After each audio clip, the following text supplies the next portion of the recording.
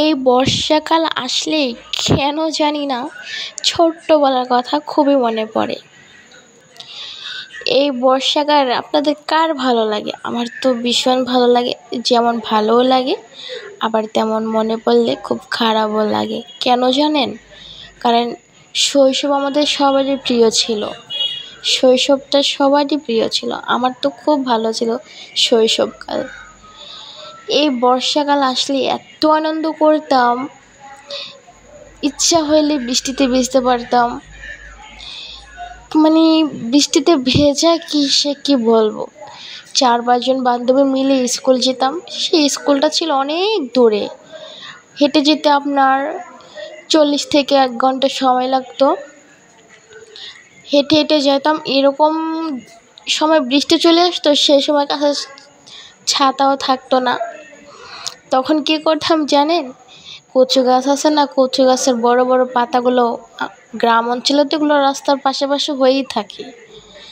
আর আমাদের বাড়িটা ছিল একদম শহরের টাইপের ছিল, কিন্তু স্কুলটা ছিল একদম গ্রামের ভিতরে। তো এরকম কচু গাছের পাতা কেটে মাথায় ছাতার মতো ব্যবহার করে স্কুল যেতাম। কী আনন্দ, এত আনন্দ লাগতো, মানে কখন যে স্কুলের রাস্তাটা শেষ হয়ে স্কুলে পৌঁছে যেতাম টেরও পেতাম না। আর এখনকার 1000 টাকার ছাতাও যদি মাথায় দেয় না, সেই আনন্দটা কিন্তু পাওয়া যাবে না।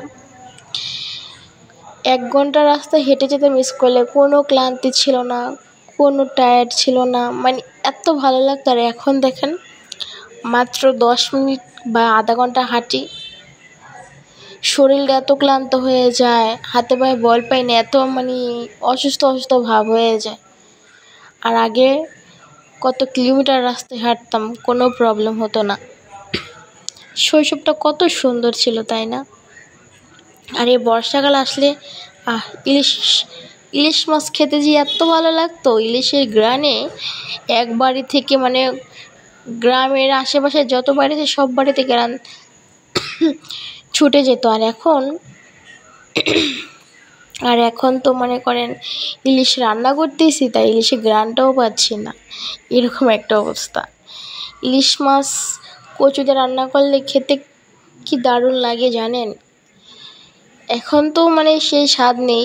ছোটোবেলায় আমার আম্মু, আমার ভাবি, ওনারা রান্না করতো, মানে এত, মানে কি বলবো, সে হচ্ছে অমৃত, যে খেলে মুখে স্বাদ লেগে থাকার মতো।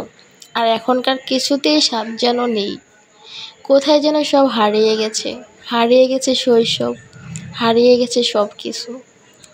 এখনকার মানুষ তো হাসতে ভুলে গেছে। এত প্রেশার মানুষের ভিতরে, এখন মানুষ হাসতে ভুলে গেছে। যাই হোক, আজকে আপনাদের সাথে অনেক কথা বলে ফেলছি, তো আজকের ভিডিওটা এই পর্যন্তই। সব ভালো থাকবেন, সুস্থ থাকবেন।